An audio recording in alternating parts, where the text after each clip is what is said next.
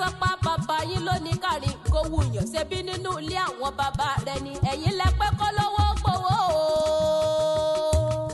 kí wọ́n fò dá tọwọ́ rẹ̀ lẹ̀ ní kó lè dìjà kó dà pọ̀ kọ́ máa ládébà lè rí jẹ níbẹ̀ ní ọdún ẹ̀yìn di méjì ọmọ tẹ̀la ẹ̀pẹ́ méje láti rí lọ́yọ̀ọ́lé ìlà ti rí lákó ikọ̀ ti rí wẹ̀wẹ̀ jẹ kóńkó ti rí pẹ́kú wọ̀ ti rí pẹ́já ọkà bàbà ti rí kolóko òkè ti rí máma wọ́ mọ́ mi bọ́mọdé ọba bàgbà jẹun lọ́yọ̀ọ́lé etí ti rí ní ti rí.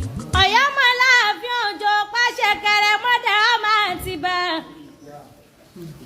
àti ṣe bí Ọ̀yọ́ láàárí Ọ̀yọ́ ò ní ṣe bí bàbá nìkan kan àkóbá lẹ́ni wọn máa dábàá òde àdábà lẹ́ni wọn máa kóbá òde ikú tí pọmọ tí bàbá dúpẹ́ àrùn tí sọmọ tí ìyá ò gbọ́dọ̀ gbin ni kò rẹ́ni bàjẹ́ ìwù kiri kọ̀rọ̀kọ̀rọ̀ àwọn làgbàrá òjò tí ń bá níjà tí ń bá níjà kéèyàn tí ń bá níjà tí ń gbùdì bàbá ẹni lówó ẹni kúkúrú bí ikú ẹni kú ránpa ni àbàjá wọ́pọ̀ ẹni rẹ nìkan alábàjáde rere ọ̀yọ́dún jọyìn lọ́dún dúnlẹ̀ àbíjọ ìyọ́kùnkùn jọ àtọ̀dálọ́lọ́ Aláàfin ọ̀rẹ́ bì kan ọba tá a rí tá a ká pọ́lápọ́ tá a kọ́ fẹ́lọ́fẹ́ bẹ́ẹ̀ lẹ́yìn ìmùlẹ̀ lẹ́yìn agbára ọ̀dọ́fin ìjàyè ọ̀rẹ́ ọjà dúró dé lákọ̀ọ́dún náà máa jẹ nílẹ̀ ẹ̀rọ kọ̀ọ̀kan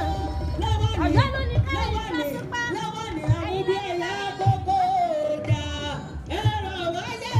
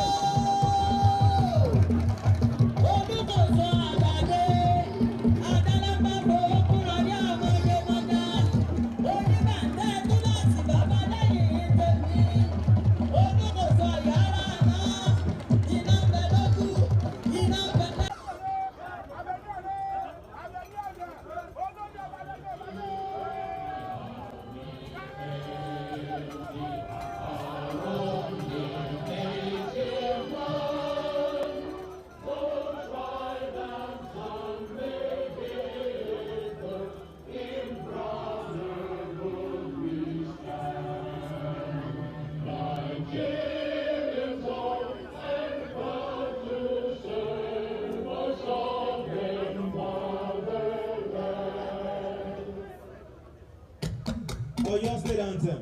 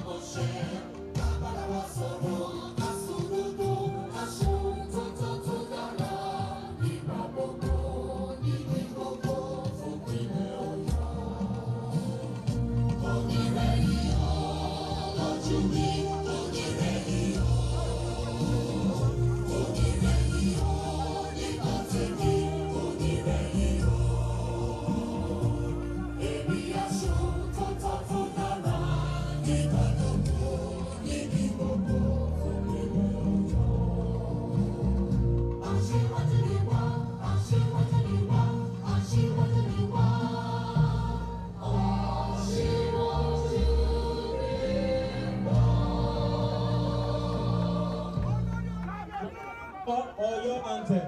Oyo Anthem.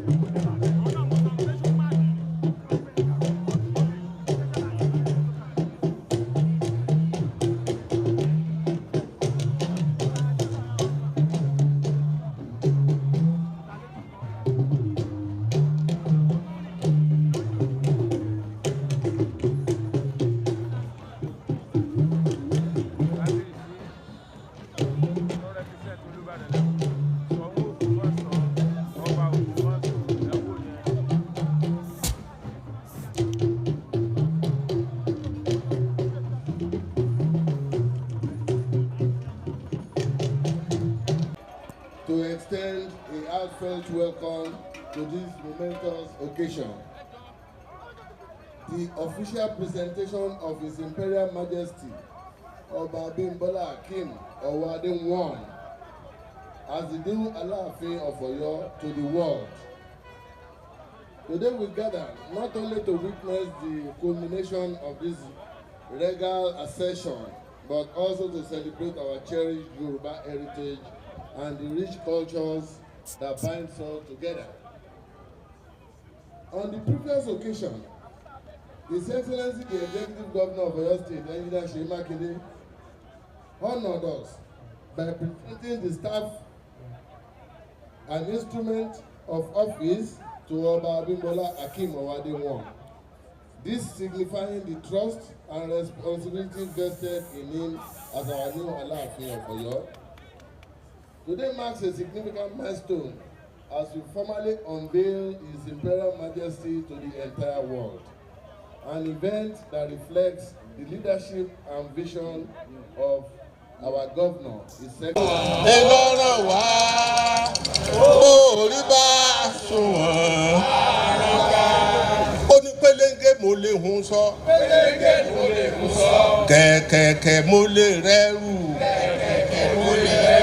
Ìtẹ́lẹ̀ díẹ̀ ni àáwò bọ́ba ti ṣe láró lójú sí.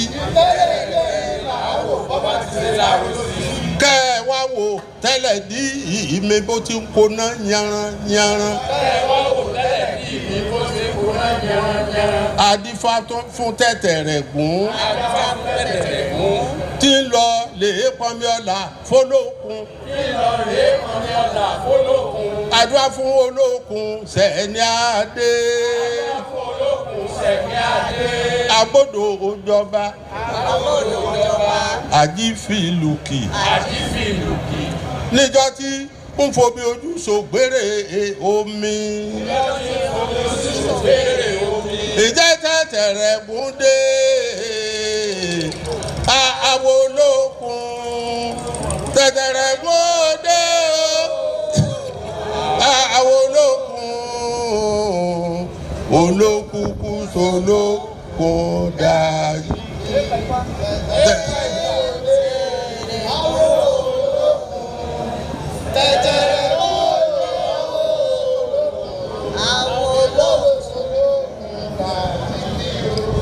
Ọba Abimbola tẹ̀tẹ̀rẹ̀ gún wá dé.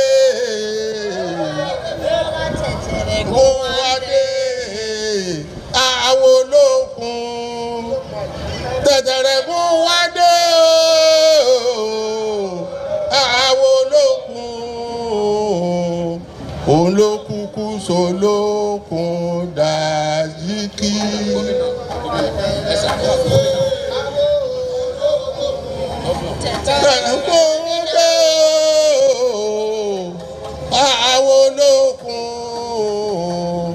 Olókùnkù sólókun dájí tẹ̀tẹ̀rẹ̀ kún wá dé.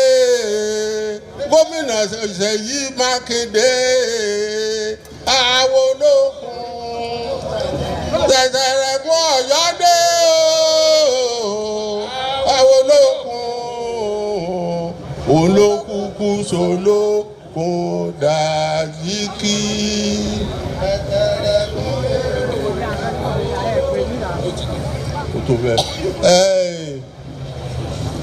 Mo kí gbogbo wa pátápátá o, pàápàá jùlọ gómìnà tó kó gbogbo wa jọ. So gbogbo àwọn tó ń bínú, àwọn tí wọ́n ń lérí fáwọn fẹ́ lọ sí court, kí wọ́n lọ bèrè lọ́wọ́ àwọn ará Èrúwà o. After almost over 20 years, court removed Èrúwà.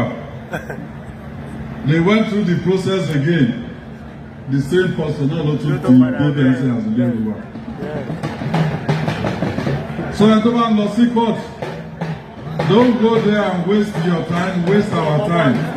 Ọlọ́run ti yàn fún wa, Ifá fọwọ́ sí, Ọ̀yọ́ fọwọ́ sí, Ọ̀yọ́ State fọwọ́ sí, Seyi Makinde fọwọ́ sí. So on behalf of the Oyo State government, the sons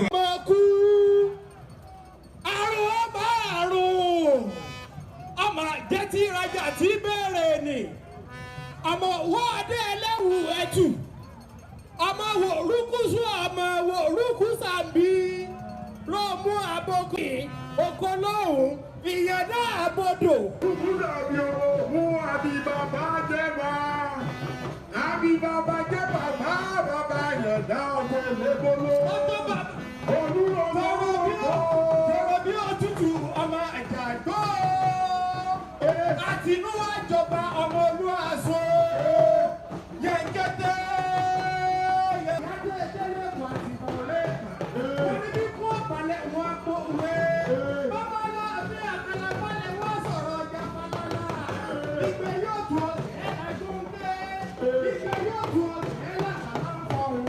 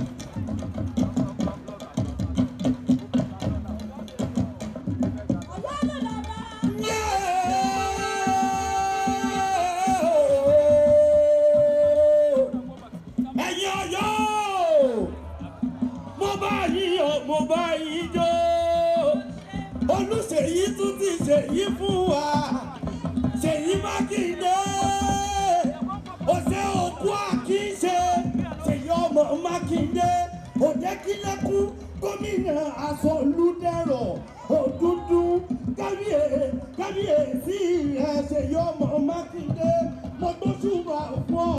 àkòsí ìwọ́n sí ìdíjí àwọn ààrẹ ní bàbá tí ó yí mo sábà wọn bá ti ṣe ní ẹ̀yìn báyìí àkòsí ìwọ́n sí ìwọ́n ìdíjí.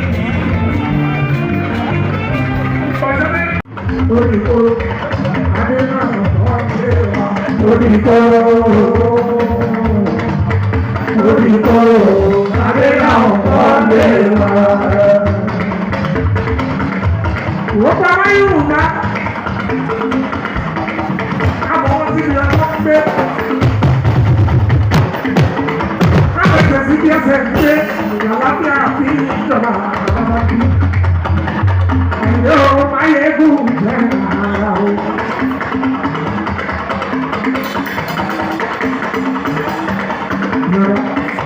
Ẹlẹ́wùú ẹ̀sìn Oníkóró Adénáà ọ̀gbẹ́ Oníkóró Adénáà ọ̀gbẹ́ wa. Ìgbésẹ̀lẹ̀ ìsìn Gomina Seyi Makinde ẹ̀kú àdúró.